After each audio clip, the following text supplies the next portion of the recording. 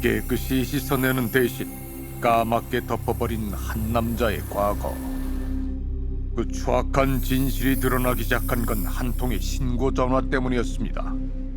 너무 술 취해가지고 내가 어제 뭐 그냥 다 끝냈다 뭐 보내버렸다 완전히 죽였다는 얘기는 안 했는데 이 손하고 옷을 보니까 안쪽에 보니까 피가 좀 묻어 있는 것 같았는데 오인 신고일 가능성도 있었지만 휴대전화 벨소리가 또렷이 들리는 집 안에서 아무런 인기척이 없는 것은 몹시 불길한 징조였다고 합니다. 가옥이 뭐 높지 않은 곳이라서 저희가 이제 창문을 통해서 들어가서 그 피해자 사망 사실을 확인했죠. 부검 결과 피해자의 사인은 다발성 예기 손상 및 과다 출혈로 인한 심정지, 이마, 목, 가슴, 어깨, 복부, 팔과 손등, 뒷목과 등에 이르기까지 피해자의 몸에 남은 찔린 상처 자창과 배인 상처 절창을 모두 합하면 무려 55개. 피해자는 2년 전 사건이 일어난 집으로 이사와 혼자 살았다는 김미란 씨. 살인사건이 일어나기 불과 11일 전 낯선 남자와 동거를 시작했다는 김 씨. 바로 그 동거남이 범인이었던 겁니다. 피해자보다 14살이나 어리다는 동거남은 올해 48살인 이양석. 지인들의 평판처럼 사진 속 그의 얼굴은 순박하고 친근한 인상입니다. 이 씨가 피해자를 살해한 뒤 현관문을 열쇠로 잠그고 달아난 건 지난 5월 6일 새벽 3시 30분경. 지인들을 불러내 송건여를 끝냈다고 고백한 건 그날 오후 4시경이었습니다. 동거를 하는 조건으로 가진 돈을 피해자에게 전부 줬는데 피해자가 집을 나가라고 하는 바람에 너무 화가 나 그만 이성을 잃었다는 게 이 씨의 주장이었다고 합니다. 지인 중 한 명이 경찰에 신고를 했지만 휴대전화기 전원을 끄고 잠적해버렸다는 이 씨. CCTV 동선을 일일이 추적해 그를 따라온 경찰은 다음날 새벽까지 잠복한 끝에 아파트를 나서는 이 씨를 검거했습니다. 그런데 검거된 이 씨의 주장이 좀 특이했다고 합니다. 긍정반 부정반이라고 보시면 되는데요. 전체적으로 자기가 사고를 친 건 아는데 그 당시에 범행 도구를 이용해서 살해하는 순간에는 또 이제 약간 기억이 안 난다는. 피해자 때문에 화가 나서 우발적으로 흉기를 집어든 것은 기억나지만 이후 상황은 술에 취해 도무지 기억이 나지 않는다고 주장한 이 씨. 더 놀라운 반전은 따로 있었습니다. 사실 강원도에서는 이런 그 강력 사건이 크게 발생하는 일이 굉장히 드문 편이에요. 이제 전처와 이제 베트남 국적 여성 2명을 이제 살해한 걸 확인을 하고 나서 출소한 지 2년 만에 다시 또 이제 재범을 했기 때문에. 이 씨는 놀랍게도 이미 2번이나 살인 혐의로 재판을 받고 교도소에 수감된 전과가 있었습니다. 우린 아직 고향 마을에 산다는 이 씨의 형을 만나보기로 했습니다. 선생님 안녕하세요. 그 혹시 형님분 맞으시죠? 저희 서울 SBS 방송국인데요. 재판하고 계시는데 항소하셨더라고요. 그게 뭐 항소하는 저기 뭐 있어 사람 소리 잡아놓고 그건 나오면 안 돼. 그거는 못 써. 그거 근데 가족까지 잡았겠는데 뭐. 어린 나이에 이 씨를 만나 아이셋을 낳아 키웠다는 첫 번째 아내는 의지할 가족이 없는 외톨이였다고 합니다. 그만 맨날 비싸게 그래가지고 막 맨날 이런 거는 취해가지고 있는 거래요. 그딴 가서 아유 국물에서 다닐 때부터 뻔뻔했다고. 프로판 가스 제거 뭐 이런 게 에피데미야. 그 가다가 우리 하도 위험 써가지고 우리가 신고를 해가지고 잡혀갔어. 가족분들이 신고하셨어요? 네.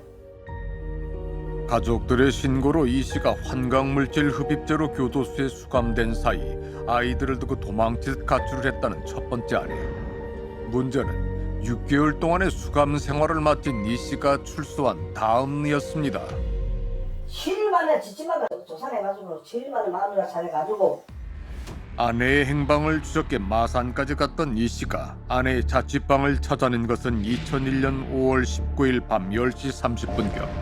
그는 아내를 살해한 동기를 어떻게 주장했을까?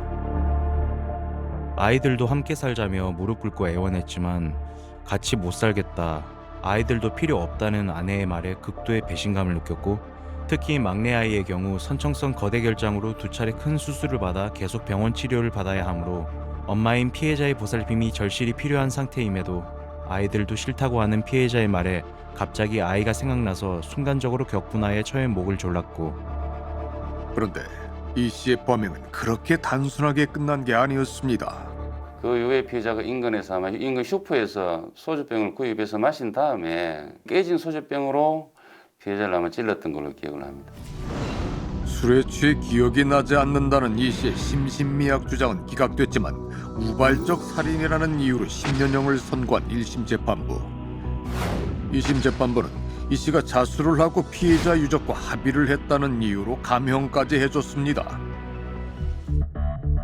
첫 번째 아내를 살해한 혐의로 수감된 지 8년 뒤인 2009년 형기 만료를 4개월 앞두고 모범수로 가석방됐을 때만 해도 가족들은 이 씨가 마음을 고쳐먹을 거라는 일말의 희망을 가졌다고 합니다. 중매업체를 통해 베트남 여성과 두 번째 결혼을 하도록 도와준 이유도 그 때문이었습니다. 베트남 재수 사람이 좋은데 배기 못하고 갔어요. 아이고 나 참. 아이까지 출산했다는 두 번째 아내는 왜 이 씨를 떠났던 걸까?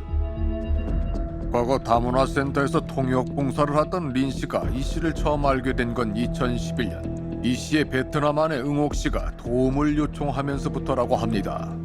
근데 어느 날은 이제 울면서 찾아와서 신랑이 좀 폭력적이고 위협적이라고 뭐 이대로 살다가 죽을 수도 있겠다고 이제 이혼 좀 도와달라고 하더라고요. 그러고 나서 얼마 안 된 후에 여성분이 집 나가는 걸로 알고 있어요. 이 씨가 다문화센터에 다시 나타난 것은 그로부터 1년 뒤. 그때 이제 모자도 씌우시고 누군지 제가 못 따라보게 이렇게 왔었더라고요. 근데 저는 그분을 절대로 잊지 않았거든요. 이 씨가 센터를 찾아온 이유는 도망간 아내 응옥 씨가 아니라 이 씨가 새로 사귄 또 다른 베트남 여성 타오 씨의 고향집으로 전화를 하기 위해서였습니다. 내가 꼭 갈 테니까 보고 나오라고 하고 만약 안 나오면 나 가만히 있지 않겠다. 설마 이 씨가 아직 결혼한 사이도 아닌 타오를 찾기 위해 베트남까지 갈 거라고는 그 누구도 예상하지 못했다고 합니다. 하지만 불행히도 그 예상은 완전히 빗나갔습니다. 두 번째 살인 사건이 일어난 건 한국이 아니라 베트남이었던 겁니다. 사건이 일어난 곳은 호치민에서 230km나 떨어져 있는 안장성 안탄마을. 한인들도 거의 살지 않는 시골 마을인 그곳까지 이 씨는 혼자 오토바이를 타고 이동했습니다. 그 흉기를 휘둘러서 칼로 그 장모를 살해하고 그 처남인가도 찔렀는데 이제 그 사람들이 이제 사망은 안 하고 이제 장모만 사망해서. 오토바이 헬멧으로 얼굴을 가린 이 씨는 밤 10시 30분경 집안으로 몰래 침입해 먼저 전기선을 끊은 뒤 준비해간 칼로 잠자고 있던 타오의 어머니를 16번이나 찌르고 비명소리를 듣고 달려나온 가족들에게도 큰 상처를 입혔습니다. 그리고 이라는 사람은 집을 불 태우려고 해서 휘발유과 라이더를 투위하고 갔어요. 가족들의 제압으로 방화 시도는 미수에 그쳤지만 만약 그 계획이 성공했다면 일가족 9명이 몰살될 상황이었습니다. 이 사건으로 베트남 법원에서 14년형을 선고받은 이 씨는 8년 5개월 만인 지난 2020년 가석방돼 한국으로 돌아왔습니다.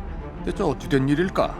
사람들이 편지를 보냈더라고. 지금 흉기가 맞춰가는데 합의가 안 되면 한국을 못 가기 때문에 한일밖에 좀 도와달라. 그래서 한국인 동포가 이영만리 타국에서 수감 생활을 하는 것이 안타까워 한인단체 회원들이 십시일반으로 합의금 6,000달러, 우리 돈 750만 원을 모금해줬다고 합니다. 그런데 이 씨가 보냈다는 편지의 내용이 우리가 알고 있는 사실과 좀 다릅니다. 와이프하고 결혼해서 아기를 낳는데 그 와이프가 아기 데리고 도망갔다. 이게 자기 전재산 다 팔아가지고 왔는데 그래서 이제 아기를 좀 보여줘라. 내 아기니까 한번 보고 싶다. 근데 안 보여줬나 봐요. 자기 장모가 안 못 만나게 해서 확실히 살인했다 이런 식으로 편지를 보냈더라고요. 아이가 없어요. 아이가 없어요? 네. 그 베트남 아내 말고 여자친구. 그 사람을 만나려고 베트남에 왔다가 여자친구인 어머니를 죽인 거예요. 아이를 보려고 온 게 아니고. 나쁘긴 이거. 무슨 말이구만. 베트남 한인단체에서는 이 씨가 한국에서 이미 살인 전과가 있다는 사실도 전혀 몰랐다고 합니다. 한국에서의 살인 전과를 감추고 한인단체에서 모아준 합의금까지 거짓말로 얻어낸 이 씨. 8년 5개월 만에 가석방된 그는 그 합의금 덕분에 곧장 한국으로 돌아갈 수 있었습니다. 2001년 아내 살인 사건, 2012년 베트남 살인 사건, 그리고 2022년 동거녀 살인 사건, 10년 주기로 벌어진 이 살인 사건들은 정말 술 때문에 벌어진 우발적인 일이었을까? 세 사건 전체를 놓고 봤을 때 가장 큰 특징은 뭐냐면 계획성입니다. 세 건 모두 살인이 벌어진 그 순간만 보면 자칫 우발적인 살인으로 보이지만 피해자와의 관계를 전반적으로 살펴보면 결국 스토킹 살인과 다를 바 없다는 겁니다. 이 사건이 특히나 그런 분노 동기만이 아닌 지배 욕구와 통제 욕구가 엿보이는 이런 현장의 특성들을 가지고 있다는 거죠. 그 범인은 피해자가 죽는지 죽지 않는지는 중요한 요소가 아니었던 것 같아요.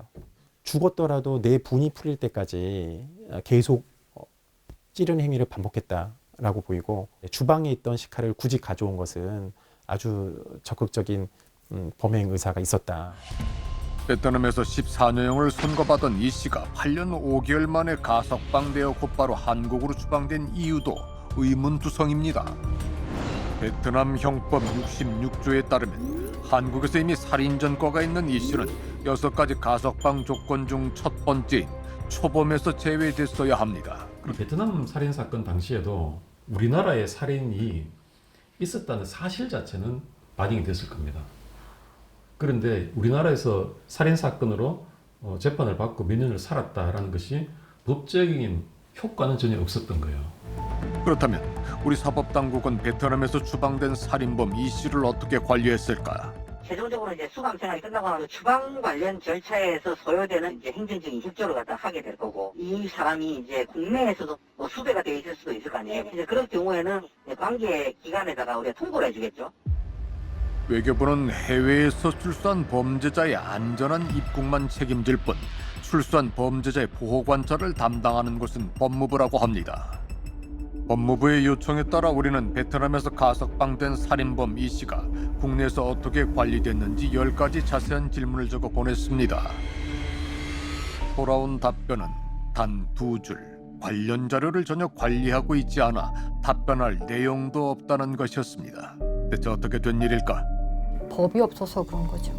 외국에서 범죄를 저지르고 형을 복역한 사람이 우리나라에 들어올 때는 아무런 법무부의 통보가 가지 않는다라는 것은 위험관리 측면에서 되게 큰 구멍일 수 있다라는 거죠. 추방 이후에 우리가 이 범죄자를 어떻게 관리하고 감독하고 범죄 예방 조치를 취할 것인지를 적극적으로 강구했었어야죠. 명확한 위험이 눈앞에 있는데도 불구하고 우리에게는 어떤 법적 권한도 없어? 라는 생각하에 그냥 방치해버린 거죠. 이건 어떻게 보자면 국가가 그 잘못된 형사사업제도가 세 번째 피해자를 만들어냈다라고까지 이야기할 수 있을 정도입니다. 동해시에 위치한 시립추모공원.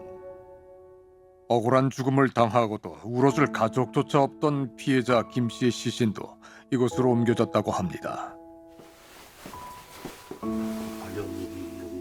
아, 여기 계시는 거예요? 예. 무용고 분들은 뭐 보통 요 밑에다 계신 분들입니다.